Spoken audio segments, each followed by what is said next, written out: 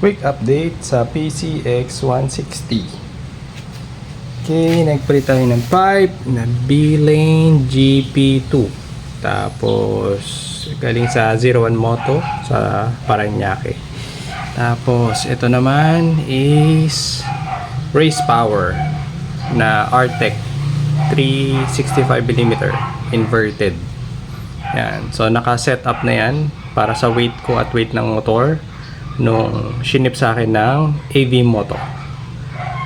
Tapos magpapalit tayo ng smoke na 28 liters top box kapalit ng moto box na 52 liters. Tapos na swap ko yung visor ko dati na MHR na pang touring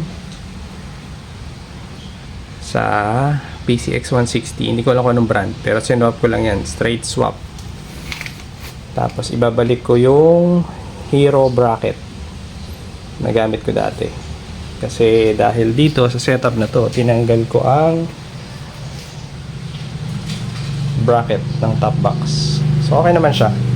Pero may padating ako na SEC Omniverse na bracket. Tatry ko din pag dumating na. So yan muna. Kabit-kabit muna. Okay.